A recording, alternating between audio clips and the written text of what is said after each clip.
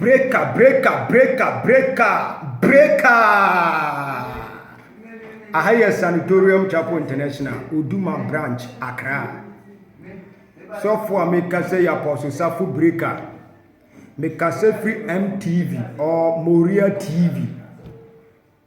Me chia Papa Prophet Koku Asante, Nyamin Shrao. Me chia so from Penfobi Bia, me chia Obia. Etiefo a dani de nyina mutie yen. Ewo Moria TV or MTV.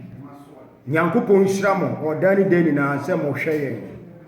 Enen so yene mo ba be share nyame asem. Na nyame asem na ye ba be share no ya to ni din say some people do their things like any man. Some people do their things like any man. Encrophobia wa amoye amoniema te se sebio aboa. Na yebeko Bible no mu. Ye mompaye. Osuru Nyankopon me da wase ma otumi no wa ho ode no wani monyam enye kese. Ye da wase ematiefo a wotie wasami e wonyame agya oba na onkonkrodin mu. Amen. Ye bie Bible no ko Jeremiah chapter 10 verse number 8. Jeremiah chapter 10 verse number 8. Say na twi ne kenkan. Na wonyina ye moa ene nkwasiafo. Kiro ne se wonyina ye moa ene nkwasiafo nyame asem na ekan. O kama hwan no mo. Enkrofo bi a omoye omoniema se aboa, sebe aboa. Na ye badi ni mo a verse 14 no. What na nipa nyina ye moa eye jimifo esa ye nkwasiafo na woni nimdie. Adentina Bible no ka se nipa bi ni nimdie. Wo nyankropon wo bo soro ne asase wodi ni tumi ama nipa. Se nipa nhwe ne man so ma no. Nipa ndi onu nyame mra nsem so ene na pedie. Ye hwe gintuo mo nyame bo ba ne bema so mo nware. Nyame abodiem nyankopon nimdiem ni obo soro ne asate ni nimdiem no wo ba ne berema no obo wo mo so mo nware. Esi de nenne ewiase mpenifo ni wiase nimdie bi no mo agye atum se oba ne oba nware na bema ne bema so ye den enware. Onuadofo a wutie mi wo Moria TV me ko mbacho ko so ani tie nyame asemi nyade baba wieye no onyame befa na asem so amo yinhyira enne ma ne meware emema ne mema eware bema bitimi fa ni mia ba no ane na da bema timi fa ono ane yire ne maame no ane na da sabi mema bi ni mo ne moa eda emma bi soso ne moa na ye den eda emma bi ni mo soso oba wanya ni mensis woni mojemu na one ne da. Bible sister uncle foni na ya moa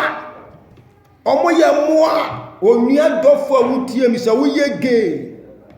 na wo ya bema woni wo yonko bema da wo ya boa sana Bible ne ka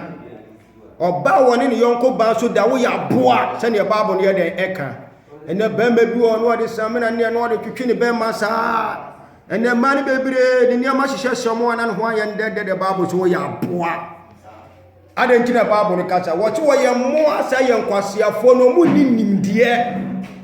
omo ye moa ye nkwasiafo no mu nimdie wo nyame asemu. Adentina Bible no kasa onua dofo a wutie mi wo se enkrofo bi ye moa echa ye nkwasiafo yenhwe onyame asemu no ewo Roman chapter 1 verse 28. Roman 4 maneti bako eyimu aduonu nan ana Roman 1:24. Enti onyankopon su ja won ema efi wati efi akono onyankopon su ja won ma efi akono sani ya Bible ne kan nyame ja won ma efi akono wo babia wonu yonko bada wo ya boa wo ye jimifo ne nyansa bi nutrim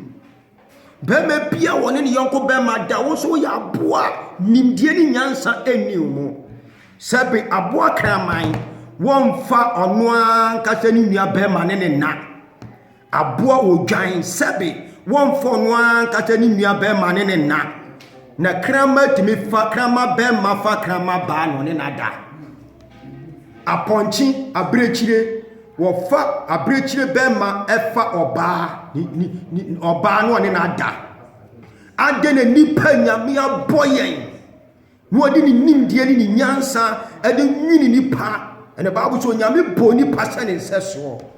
na onyankropon tirimpon wo se bema nware oba ana oba nware bema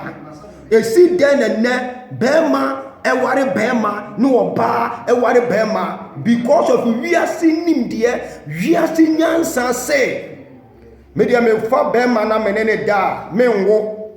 na baby am ha me oba nso me so me menwo meni me yonko ba betena sira me ko fa yin se bia ma wo ya boa sa ne Bible ne kan Bible no si teri konfo na mo ya moa sa ye nkwasiafo jimifo no ma be gu wiase mu se wutie mi a onyame fa na asem no so na sesa wadwene sakra wadwene every homosexual gay na memma amoye sa nyama na sesa wadwene na enche Kristo yeden eba woso onyankopon yi omo ma efi ne nyankopon yi omo yeden emaye amepa oniadofo awutie MTV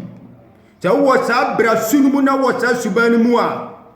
wo dia me number na gu skin no so frɛ 0240075851 0240075851 0240075851 mesra obi bia wo sa suno pese wo firim na wontimi mfirim no bomodin ase ube firim Revelation chapter 12 verse number 7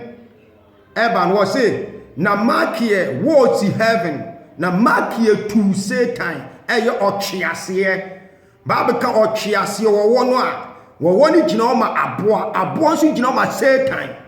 enti Bible say obi biara wo ya aboa awo wo ta tibie no wo gina o ma Satan to nua dofo a wutie me awieye ne ba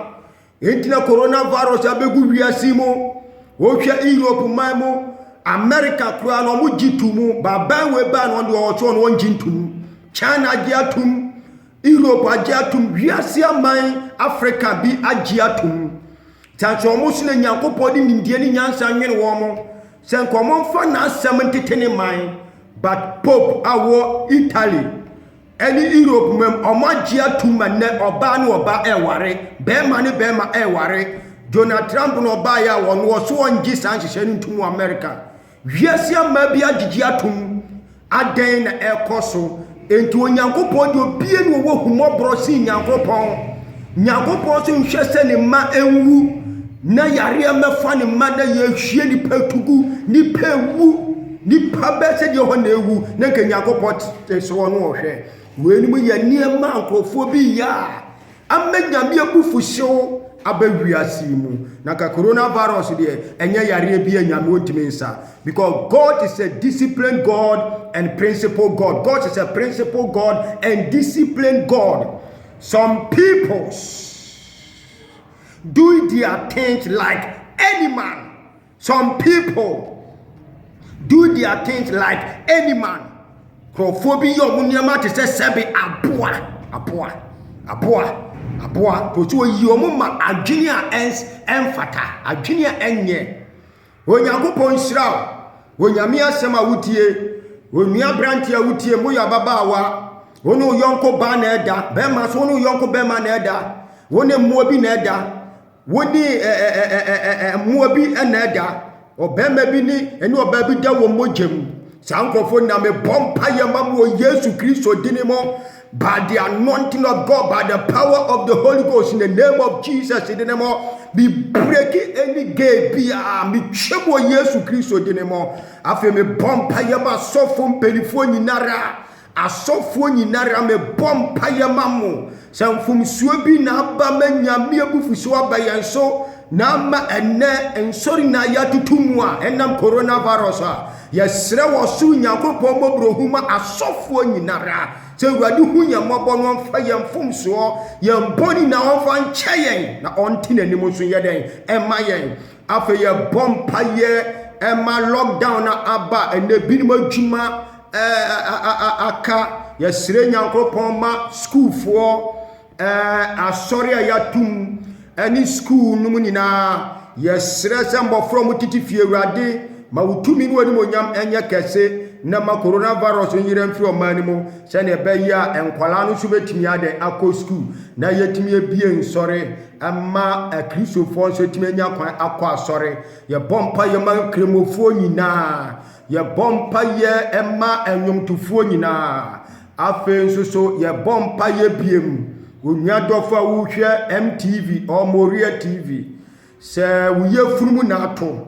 na wopɛ sɛ yɛmmɔ mpa yɛ ma wo ana w'adwuma wo sikasɛm wopɛ sɛ wotu kwan wososo da yɛ basa sɛ nso wɔ gay ni mu ɛna wo ne bɛrima da na ne ɔbaa nso so da bɛrima ne bɛrima da ɔbaa ne ɔbaa da na wo ne aboa bi da ana woyɛ nneɛma ntene a frɛ me line wofrɛ me na me ne ɔbɛbɔ mpayɛ na mehyɛ nkura wɔ Nyankopɔn asɛm mu sɛ onyame bɛyi saa de soa no ayɛ dɛn afiri wo so afei so yɛbɔ mpae ma papa prophet Koku Asante onyankopɔn nhyira no onyame ma wakoma so ade sradie nyinaa embrem ɛwɔ Yesu Kristo dini mu afei so me bɔ mpae ma yɛ man Ghana mpanifo nyinaa sɛ awurade mfa ne nsa nka wɔ mu nyinaa ɛwɔ Yesu Kristo dini mu sɛ nso pɛ sɛ wo sponsor yɛ program yi ɛyɛ TV na yɛba so no ɛyɛ sika sɛ wopɛ sɛ wo sponsor TV no ne ɛnkɔ so anka nyame asɛm no sɛ yi a onua dɔfo me nɔma na gu skin so no ɛyɛ 02400758551 02400758551